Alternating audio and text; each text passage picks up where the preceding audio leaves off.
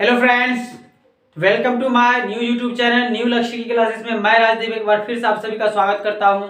जैसा कि मेरा पिछला वीडियो बहुत सारा वीडियो हमने अपलोड किया है, तो उसके हिसाब से हमने सोचा कि अभी का जो सबसे बड़ा सवाल आता है, हमने स्टूडेंट से भी काफ़ी बात किए, काफ़ी स्टूडेंट का कमेंट आ रहा था कि जो ये कंपटीशन में सबसे बड़ा टॉपिक है आपका कि ये कंपटीशन में हम तैयारी किस चीज़ का करें। सबसे बड़ा मैटर यही है, जनरल कंपटीशन में हम स्पेशल किसी एक को टारगेट करें या फिर सबको लेकर के चले। क्यों?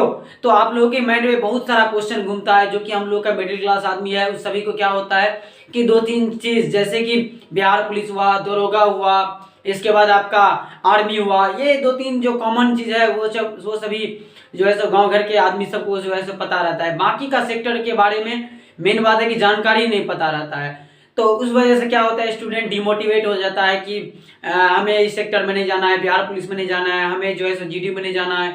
तो जिसको डिफेंस लाइन में इंटरेस्ट नहीं है वो स्टूडेंट और डिमोटिवेट हो जाता है कि हमें और सारे सेक्टर के बारे में पता ही नहीं है। एक ज़्यादा चीज़ और हाईलाइट हो गया है गाँव घर में कि एक ही सेक्टर जो है सो टीचर की बात करें तो उस लाइन में भी बहुत सारे स्टूडेंट जो है सो लास्ट में कोई ऑप्शन नहीं बचता है तो वो टीचर लाइन में चले जाते हैं। तो आज हम उसके ऊपर चर्चा करने वाले हैं कि आखिर स्टूडेंट के माइंड में सब बात सेट होना चाहिए, क्योंकि हम किसी भी चीज का चुनाव कब करते हैं, सिलेक्शन कब करते हैं, जब हमें सब कुछ सामने में रख दिया जाए। मान लीजिए सपोज दैट कि आपके सामने में क्या कर दिया है, थाली सजा करके रख दिया, भात रख दिया, दाल रख दिया, सब्जी रख दिया और भी बहुत सारे जो है सो तरह के खाना रख दिया सामने में, तब हम चुनाव करेंगे कि हमें क्या खाना है नहीं खाना है। उसी हिसाब से जैसे वह कंपटीशन में क्या होता है कि बहुत सारे स्टूडेंट को पता नहीं है कि हम तैयारी किसका करें, हम किस चीज़ का तैयारी करेंगे, किसका सिलेबस क्या है, बहुत सारा कंफ्यूजन माइंड में पैदा रहता है, ये बैठा रहता है। तो उस वजह से क्या होता है कि स्टूडेंट अपना चुनाव नहीं कर पाता है कि हम तैयारी किसका करें, किस सिलेबस में क्या कौन सा क्वेश्चन आता है, किस टाइप से क्वेश्चन आता है, किस सेक्टर से ज़्यादा क्वेश्चन पूछता है, उसका सिलेबस क्या है। ठीक, तो स्टूडेंट इस वजह से परेशान हो जाते हैं और जो है सो अपना जो टारगेट होता है वो तय नहीं कर पाता है कि हमें तैयारी आखिर करना है तो करना किसका है। आज का सबसे बड़ा सवाल यही है, तो हम उसी के ऊपर लेकर आए हैं और हम आपको हर एक सेक्टर के बारे में बताएंगे और उसका हर एक पूरा डिटेल्स के साथ बताएंगे कि किसका सिलेबस क्या है, आपको तैयारी क्या करना है, क्या आपके लिए अच्छा रहेगा। डिसाइड तो आपको करना है, मेरा काम है रास्ता दिखाना। तो बस हम आज उसी के ऊपर के लेकर वीडियो लेके आए हैं। तो चलिए शुरू करते हैं कि आज का जो टॉपिक है मेरा, वो कंपटीशन में सिलेबस क्या है, किस चीज का तैयारी करें हम, सबसे बड़ा सवाल है। तो चलिए शुरू करते हैं। तो आपके पास यदि पूरा डाटा रहेगा मेरे पास कि ये पोस्ट होता है, ये सिलेबस होता है, इसका ये पोस्ट होता है, तब ना हम चुनाव करेंगे कि हमें तैयारी इसका करना है या इसका करना है। ठीक, तो चलिए शुरू करते हैं। सबसे बड़ा बात होता है आज के समय में कि सेक्टर, हम सेक्टर क्या चुनाव करें, सेक्टर कौन सा सेक्टर को सिलेक्ट करें कि मेरे लिए बेटर रहेगा, हमें उस सेक्टर में जाना है। ठीक, तो चलिए हम देखते हैं। तो सेक्टर की बात करें तो फर्स्ट जो हम प्रेफरेंस देते हैं वो होता है मेरा सबसे बड़ा जनरल कंपटीशन में बहुत सारा सेक्टर है, जो कि आज हम बारी बारी से, ज़्यादा तो नहीं लेकिन जो भी ज़्यादा इंपॉर्टेंट है, जो हाईलाइट है, जो भी आप लोगों को जानकारी नहीं है उस सब का हम जिक्र करते हैं।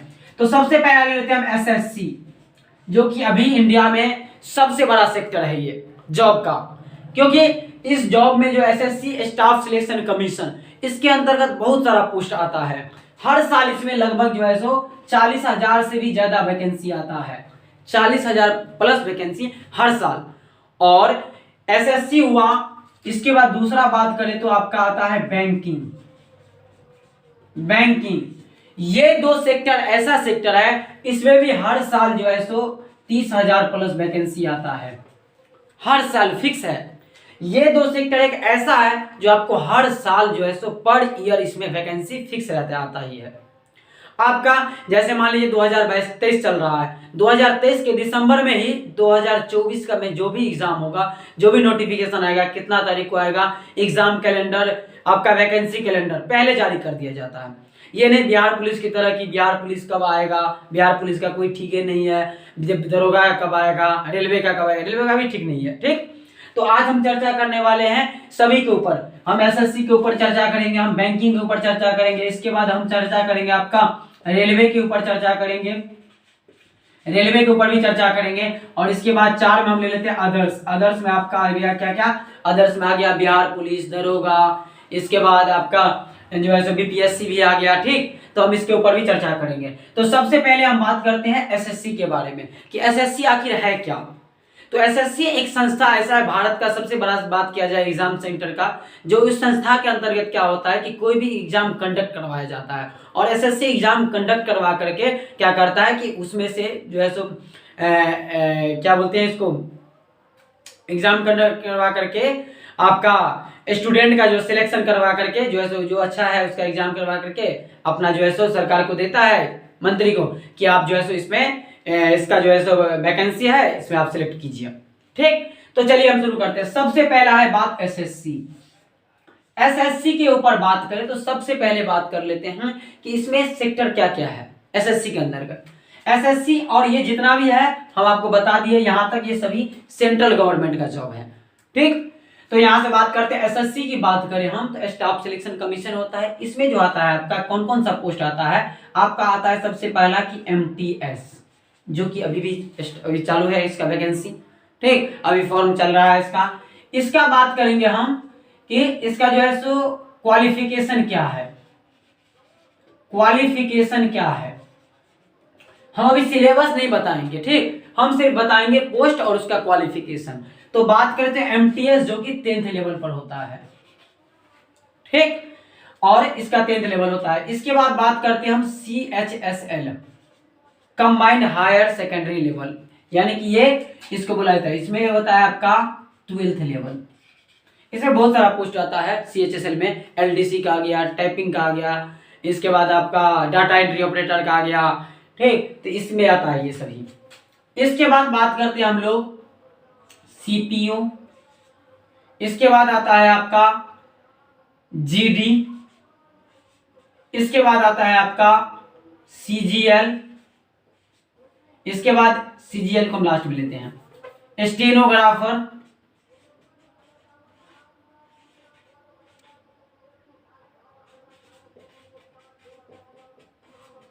स्टेनोग्राफर, इसके बाद आपका ले लेते हैं सीजीएल। बहुत सारा और भी आता है, अदर्स लिख लेते हैं एक। अदर्स में क्या आता है आपका तो बता देते हैं। अदर्स में आ गया आपका एसआई का, एसआई में भी इसमें भी आता है, दिल्ली पुलिस आ गया। ठीक, तो इसमें क्या करते हैं कि देखिए अब बात करते हैं इसमें एक चीज, हाँ ठीक है, यहाँ पे 12th पास, सीपीओ भी 12th पास आता है, लेकिन सीपीओ में क्या होता है कि कुछ डिप्लोमा डिग्री चाहिए। जीडी बात करें 10th पास, स्टेनोग्राफर 12th पास। बाकी तो सबका क्या क्वालिफिकेशन है वो तो नोटिफिकेशन आने के बाद पता चल ही जाता है और आप डिटेल्स भी अच्छा से देख सकते हैं। सीजीएल की बात करें तो ये है आपका ग्रेजुएट लेवल, ग्रेजुएट, इसका पूरा फुल फॉर्म ही है कंबाइंड ग्रेजुएट लेवल। ये अदर्स में आ गया आपका, ये भी आता है 10th और 12th। इसमें आ गया आपका दिल्ली पुलिस, दिल्ली पुलिस आ गया। इसके बाद इसी पुलिस, दिल्ली पुलिस में ही आता है मिनिस्ट्रियल, मिनिस्ट्रियल, और भी बहुत सारा पोस्ट होता है। ठीक, तो जो हाईलाइटेड है उस सब के बारे में हम बता रहे हैं, क्योंकि एक एक करके बताएंगे तो बहुत बड़ा वीडियो भी हो जाएगा और थोड़ा बोरिंग भी हो जाएगा। ठीक, तो बाकी चीज का जानकारी चाहिए तो आपको तो पता ही है कि बहुत सारा जो है सो गूगल है, उस पर आप इस सब के बारे में और भी अच्छे से जॉब प्रोफाइल जान सकते हैं। देखिए ये जीडी हो गया, ये डिफेंस सेक्टर होता है। डिफेंस मतलब बात करें तो डिफेंस, ये डिफेंस हो गया। इसके बाद आपका एक ये भी डिफेंस में आ गया, डिफेंस। डिफेंस मतलब ये होता है आर्मी लेवल का जॉब, मतलब आपको पुलिस लाइन जो भी होता है वो होता है डिफेंस लेवल। ये तो है डिफेंस लेवल। बाकी ये सभी जितना है ये सब है ऑफिसर लेवल का जॉब, ऑफिस असिस्टेंट का हो गया, ये सभी आपका ऑफिसर लेवल का जॉब होता है। इसमें स्टेनोग्राफर में भी आता है ग्रेड बी सी डी, सब ऑफिसर लेवल का। ठीक, तो एसएससी में ये दो जो है आपका, ये है आपका डिफेंस लाइन का जॉब, यानी कि ये जॉब करने के बाद आपको जो है सो ये आर्मी ऑफिसर या फिर आपका फोर्स के में आपको नौकरी होगा, ये सब है। बाकी इसके बारे में जॉब प्रोफाइल देखना है तो आपको जो है सो बहुत सारा आप यूट्यूब पे भी देख सकते हैं, प्लस आप जो है सो गूगल पे भी सर्च करके देख सकते हैं। ये हुआ आपका एसएससी का बात। इसी में बोले हैं कि 40,000 प्लस वैकेंसी रहता है इसमें हर साल। क्लियर।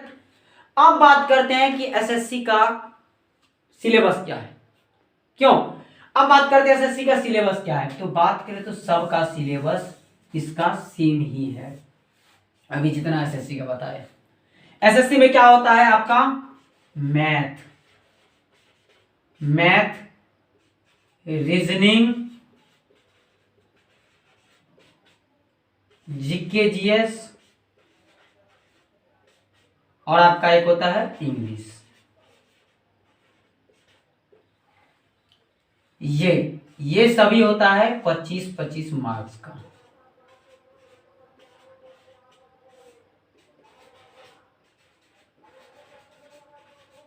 सौ मार्क्स का एग्जाम होता है इसमें, और निगेटिव सभी में होता है, निगेटिव मार्किंग भी रहता है इसमें। निगेटिव है आपका 0.25। मतलब ये बात हुआ, अब आपको निगेटिव माइंड में नहीं आ गया होगा। निगेटिव मतलब ये हुआ कि आप यदि एक क्वेश्चन सही कीजिएगा तो 1 नंबर मिलेगा, लेकिन आप एक क्वेश्चन गलत कीजिएगा तो आपका 0.25 नंबर माइनस में चला जाएगा। निगेटिव मार्किंग ये होता है। क्लियर। ये हो गया आपका एसएससी का डाटा। अब बात करते हैं हम दूसरा टॉपिक बैंकिंग पर। आपका बैंकिंग की बात करें तो इसमें आपको क्या होता है कि देखिए मैथ, रीजनिंग, जीके, इसका भी क्या बात करें, इसमें भी पोस्ट होता है आपका क्लर्क। क्लर्क क्या होता है पता है? क्लर्क होता है आपका जो बैंक में जाते हैं और पैसा जो बांटते रहता है, कैशियर, उसी को बोला जाता है क्लर्क। क्लर्क मतलब माइंड में ये मत सोचिएगा कि पियोन वाला काम, कि मतलब पानी पिलाना पड़ेगा, ठीक, तो वो सब नहीं है, टेंशन नहीं लीजिए। क्लर्क मतलब होगा आपका ये कैशियर जिसको बोलते हैं हम लोग। इसका जो सिलेबस, इसका क्वालिफिकेशन है, बैंक में किसी भी वैकेंसी भरिएगा तो आपका क्वालिफिकेशन जो होगा वो हो जाए आपका ग्रेजुएट। अब बहुत सारे स्टूडेंट का क्वेश्चन कमेंट मेरे पास आ रहा था, सामने से भी बता रहे थे स्टूडेंट सब कि सर क्या बैंक में नौकरी के लिए हमें कॉमर्स रखना पड़ेगा, अकाउंट्स पढ़ना पड़ेगा? तो आज के बाद ये बात माइंड से निकाल लीजिए कि बैंक में नौकरी के लिए कोई भी स्ट्रीम का जरूरत नहीं है। आप एनी स्ट्रीम, किसी भी स्ट्रीम, यानी कि आर्ट्स, साइंस, कॉमर्स, किसी भी क्षेत्र से हो, डजन मैटर नहीं रखता है। सिर्फ आपका जो ग्रेजुएशन में रहता है वो 55% प्लस, यानी कि 60% यदि आपका मार्क्स है ग्रेजुएशन में, तो आप सभी बैंक के लिए फॉर्म फिलअप कर सकते हैं, चाहे वो SBI हो, चाहे वो RBI हो, चाहे BPS हो, चाहे जो भी बैंक नहीं, आप सभी में अप्लाई कर सकते हैं और नौकरी ले सकते हैं। ये अकाउंट्स का जो होता है और कॉमर्स का कोई इसमें लेना देना नहीं है। ऐसा कोई माइंड में बात मत रखिएगा कि कॉमर्स पढ़ के ही हम बैंक में नौकरी ले सकते हैं। ये बहुत बड़ा जो है स्टूडेंट का मेरे पास कमेंट आया है कि सर अकाउंट्स रख करके, क्योंकि हम भी अकाउंट्स रखे थे, ये बात बता चुके हैं आपको कि कोई ऐसा बात नहीं है, ठीक। क्योंकि आपका जो नोटिफिकेशन आता है बैंक का, आप देख भी लीजिएगा, उसमें लिखा रहता है क्वालिफिकेशन में कि आपका ग्रेजुएशन डिग्री होना चाहिए विद एनी स्ट्रीम, मतलब किसी भी फैकल्टी से हो, कोई मैटर नहीं रखता है, लेकिन आपका 60% मार्क्स होना चाहिए। क्लियर। तो ये बात आपके माइंड से निकल जाना चाहिए। तो आप क्लर्क का यानी कि बैंक का वैकेंसी भर सकते हैं जब आपका ग्रेजुएशन पास होगा तभी। इसके बाद आता है PO, इसका भी होता है यही, ग्रेजुएशन ही चाहिए। इसके बाद आता है SO, SO आप नहीं भर सकते हैं ऐसे। SO के लिए आपके पास बैंक में पहले से एक्सपीरियंस चाहिए, ये एक्सपीरियंस के लिए, फ्रेशर के लिए नहीं है, ठीक। अब बात करते हैं बैंक में आपका सिलेबस क्या होता है। तो बैंक का सिलेबस की बात करें, बैंक का सिलेबस होता है आपका मैथ, रीजनिंग और आपका होता है एक English. Math, reasoning, English, bank का 2 पार्ट में हम बांट रहे हैं। एक और पार्ट है बैंक का, उसके बारे में बता रहे हैं हम, फिलहाल इसको समझिए। ये रहता है आपका 35 क्वेश्चन, ये भी 35 और ये आपका 30। इसका मतलब 100 क्वेश्चन हुआ, लेकिन इसका टाइम बहुत बड़ा वैल्यू है इसमें। टाइम, बैंक में टाइम बहुत बड़ा मैटर करता है। इस 35 क्वेश्चन के लिए आपके पास सिर्फ और सिर्फ 20 मिनट रहेगा। इस 35 क्वेश्चन के लिए 20 मिनट, इस 35 क्वेश्चन के लिए भी 20 मिनट, और इस 30 क्वेश्चन के लिए भी 20 मिनट। अब ये बात आपके समझ में नहीं आया होगा, ये 20 मिनट क्या होता है। 20 मिनट ये हुआ कि ये आपका ऐसे लॉक रहेगा, ये ऐसे लॉक रहेगा। हम समझाते हैं ये क्या होता है।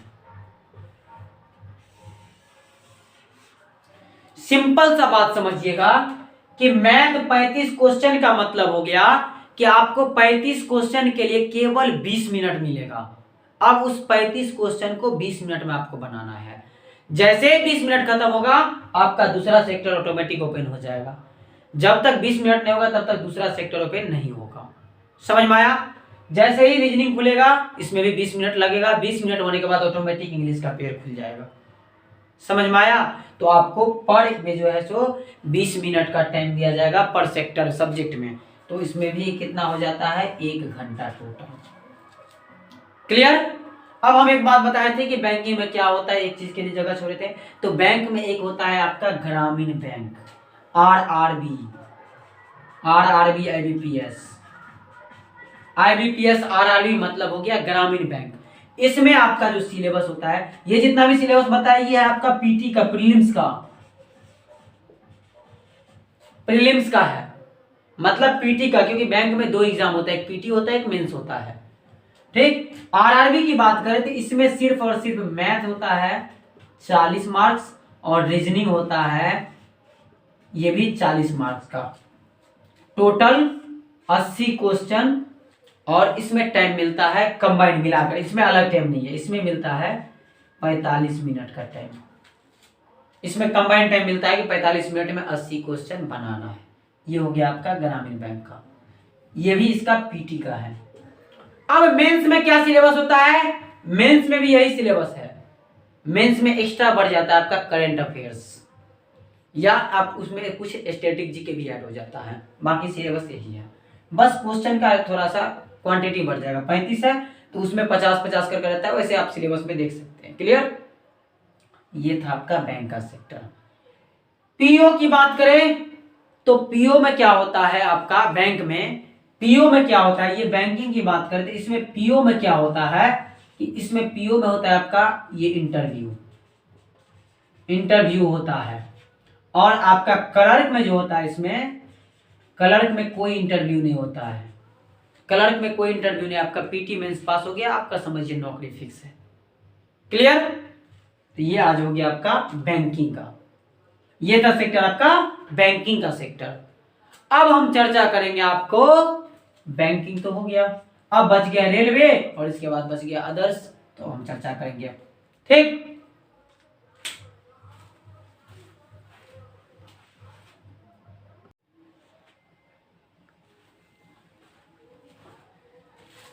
तो दोस्तों हम लोग ये 2 तो हो गया क्लियर। अब हम लोग आज चर्चा करेंगे रेलवे के ऊपर कि रेलवे में क्या क्या पोस्ट होता है, उसका सिलेबस क्या है, इसके ऊपर चर्चा करेंगे। तो रेलवे की बात करें हम, रेलवे की बात करें यदि, तो रेलवे में आपको पता होना चाहिए कि सबसे हाईलाइट तो अभी आप लोगों को भी पता होगा, ग्रुप डी। ग्रुप डी का जो पोस्ट है वो बहुत हाईलाइट है। ठीक। इसके बाद दूसरा बात करें तो एनटीपीसी, इसके अंतर्गत जो है station master, goods guard, TT, TC जितना भी आता है इसी के अंतर्गत आता है। ठीक। इसके बाद आता है आपका लोको पायलट आता है। ठीक। लोको पायलट, सॉरी, ये इसका सेक्टर है आपका एएलपी में बनता है लोको पायलट। एएलपी का वैकेंसी आता है, इसमें लोको पायलट बनता है। ठीक। और भी बहुत सारा है इसमें, तो इसी के अंदर बहुत सारा पोस्ट होता है। इसीलिए देखे होंगे कि वैकेंसी जो ग्रुप डी का आया था वो 1 लाख से ऊपर था। इसका भी वैकेंसी 30,000 से ऊपर था। इसका भी आया था आपका 2019 में। क्लियर। इसका भी अपकमिंग वैकेंसी आने वाला है। एक होता है आपका इसमें भी डिफेंस लाइन, डिफेंस होता है रेलवे में भी। आप देखे होंगे, रेलवे में सफर किए होंगे, ट्रेन में तो देखे होंगे, रेलवे का स्पेशल पुलिस होता है, पता है ना, आरपीएफ जिसको बोलते हैं हम लोग, रेलवे प्रोटेक्शन फोर्स। तो ये डिफेंस सेक्टर होता है आरपीएफ। इसका भी वैकेंसी अपकमिंग है, 2023 में आएगा। क्लियर। तो अब बात करते हैं इसके ऊपर कि इसका क्वालिफिकेशन क्या है। तो इसका क्वालिफिकेशन की बात करें, क्वालिफिकेशन की बात करें तो इसका होता है आपका ग्रुप डी का 10th पास। एनटीपीसी की बात करें तो 12th भी होता है इसमें ग्रेजुएट भी होता है, अलग अलग पोस्ट होता है, 12th ग्रेजुएट दोनों रहता है इसमें। एएलपी भी 10th पास है। इसके बाद आपका आरपीएफ भी 10th पास। क्लियर। यही था आपका रेलवे का सिलेबस, सॉरी सिलेबस नहीं, सेक्टर। अब बात करते हैं इसका सिलेबस क्या होता है। रेलवे का जो सिलेबस है सबसे आसान, पहला में मैथ, रीजनिंग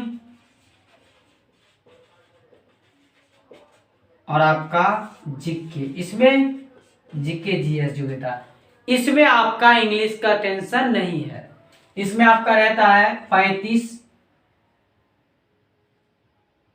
30 भी रहता है, 30, 25 और 45। ये भी सिलेबस होता है 100 का।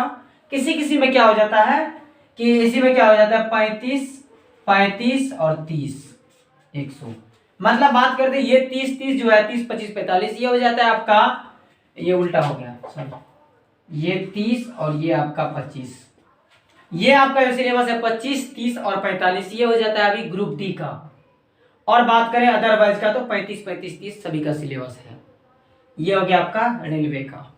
इसमें भी नेगेटिव मार्किंग है 1/3, मतलब 3 गलत कीजिएगा तो 1 नंबर कटेगा, एक क्वेश्चन 1 मार्क्स रहेगा। तो ये बहुत खतरनाक इसका नेगेटिव है। ये था रेलवे का। रेलवे में भी सिलेबस बता दिए। इसके बाद आते हैं हम लोग अदर्स में। अदर्स में अभी हाईलाइट में आ रहा है क्वेश्चन, सब पता ही आपको, बिहार का। और बिहार को तो सबसे गया गुजरा हम समझते हैं, क्योंकि बिहार में पता ही है आपको गुंडागर्दी डकैती तो होता ही है, धांधली पे धांधली। एग्जाम दे के आओ, क्वेश्चन लीक। अभी हाल फिलहाल में बिहार एसएससी का एक तो पहली बात कि 2014 में जो आया था वैकेंसी, उसके बाद 2022 में आया, और 2022 में जब एग्जाम दे के आए तो एग्जाम दिए, हम भी थे एग्जाम में शामिल, और एग्जाम दे के जैसे ही बस में बैठे और बस में जैसे ही सफर करने लगे, आए 10 किलोमीटर कि पता चला, फोन पे मैसेज आया कि परीक्षा का क्वेश्चन लीक, परीक्षा रद्द। बताइए, ऐसे में ही स्टूडेंट क्या करता है कि जो है सो सुसाइड कर लेता है। क्या करेगा इतना दूर, एक तो पहली बात बेगूसराय, मुंगेर मेरा सेंटर खुद हुआ था बेगूसराय, हम खुद जो है सो 2 दिन पर आए वहां से। इसके बाद कितना स्टूडेंट का मुंगेर दे दिया था, कितना का बहुत बहुत बहुत दूर दे दिया था स्टूडेंट सबका, सब उल्टा पलटा कर दिया था। उसके बावजूद इतना दूर पैसा खर्चा किया, हरासमेंट हुआ, इतना पढ़ करके गया, इतना अच्छा एग्जाम दे करके आया, और पता क्या चलता है, एग्जाम कैंसिल। बताइए, तो यही धांधली है। ठीक, तो हम यही बात चाहते हैं कि जिस दिन बिहार में एग्जाम का आंसर की देना शुरू कर देगा, उस दिन समझेंगे हम कि बिहार का डेवलप हुआ है, विकास हुआ है। उस दिन समझेंगे, सोचेंगे कि बिहार में नौकरी पेन के ताकत पर मिल जाएगा। बिहार में एक ही एग्जाम अभी भी साफ सुथरा होता है तो होता है, वो भी पिछला बार लीक हुआ था क्वेश्चन। बीपीएससी एक ऐसा सेक्टर है जो एक अच्छा से एग्जाम कंडक्ट करवाता है, बाकी सब गुंडागर्दी डकैती पर एग्जाम दिलाता है। क्लियर। तो चलिए शुरू करते हैं, देखते हैं। आते हैं हम लोग अदर्स में। अदर्स में एक बिहार एसएससी भी आता है। बिहार एसएससी का भी सिलेबस की बात करें तो इसका जो सिलेबस है आपका, मैथ है आपका, इसमें मैथ है 50, रीजनिंग भी आपका है। मैथ वैसे 30 रहता है इस बार का सिलेबस में, देखें हम ग्रेजुएट लेवल में, ये ग्रेजुएट लेवल की बात कर रहे हैं हम, ग्रेजुएट का 30 था। इसके बाद रीजनिंग था 50, इसके बाद आपका जीके था 50, और साइंस था आपका 20। ठीक, यानी कि टोटल मार्क्स जो था आपका इसका 150 मार्क्स का क्वेश्चन था। ठीक, और इसके लिए टाइम मिला था हमें 2 घंटा। क्लियर। तो ये था आपका बिहार एसएससी का सिलेबस। इसी में बीपीएससी भी आता है और बिहार पुलिस सबका तो सिलेबस पता ही है, इसके बारे में तो सबको पता है, आर्मी सब के बारे में पता है सब कुछ। ठीक, तो यही था आज का डिस्कशन आपका कंपटीशन के ऊपर कि हमें किस सेक्टर का चुनना है। और भी बहुत सारा पोस्ट है आपका, एयरफोर्स भी है आपका, जो प्लेन चलाता है पायलट सब, इसका भी सिलेबस है वही मैथ, उसमें लेकिन इंग्लिश रहता है, रीजनिंग भी रहता है, math, English, reasoning, GK, GS. ठीक, उसका क्वेश्चन जो आता है 20-25 ऐसे मार्क्स दे रहता है, आप सही से देख लीजिएगा। ठीक, तो ये था आपका आज का कंपटीशन में कि हम कौन सा सेक्टर को चुने। तो मेरा काम था सबका दिखा देना, और आप देखिएगा तो सब में मैथ, रीजनिंग, जीके कॉमन दिख रहा होगा। तो मैथ, रीजनिंग जो है सो रिजल्ट का सबसे बड़ा जो है आपका वेटेज है, उससे आप स्कोर कीजिएगा। लेकिन जीके, जीएस और इंग्लिश को भी इग्नोर नहीं करना है, वे आपका रिजल्ट का जो है सो वो सपोर्ट हो जाएगा। आपका सपोर्ट लेना है जीके, जीएस और इंग्लिश का। ठीक, और वेटेज रहेगा मैथ, रीजनिंग का। इस बार वैसे हाल फिलहाल में क्या किया है एमटीएस में कि मैथ, रीजनिंग को बना दिया है क्वालिफिकेशन के तौर पर क्वालिफाई, और जीके, जीएस और इंग्लिश के ऊपर मेरिट बनाएगा, ऐसा नोटिफिकेशन में दिया है। तो वहां पे भी आपको क्या करना पड़ेगा, इंग्लिश को बहुत इंपॉर्टेंट समझ देना है। इंग्लिश का तैयारी आपका बेटर होना चाहिए, क्योंकि आपको भी पता है जीके 25 पूछता है तो कोई स्टूडेंट 25 का 25 नहीं बना पाता है। ठीक, 15-16 में सब अटक जाता है। तो आपको जो है सो इंग्लिश के ऊपर फोकस करना जरूरी है, और मैथ, रीजनिंग तो सब में कॉमन है। क्लियर। तो दोस्तों आज का यही था वीडियो। कैसा लगा वीडियो? मेरा वीडियो यदि अच्छा लगा हो तो सबसे पहले चैनल को सब्सक्राइब कीजिएगा, उसके बगल में बेल आइकन होगा उसको प्रेस कीजिएगा, ताकि कोई भी नया वीडियो हम अपलोड करें तो सबसे पहले नोटिफिकेशन आप तक पहुंचे। और चैनल को सब्सक्राइब कीजिएगा, अपने दोस्तों में ज्यादा से ज्यादा शेयर कीजिएगा। किसी भी तरह की कमी दिखे वीडियो में तो आप कमेंट के जरिए जरूर बताइएगा, ताकि आगे हम सुधार करें। ठीक है, धन्यवाद, जय हिंद। आज की क्लास यहीं पे खत्म करते हैं। मैं राजदीप, धन्यवाद।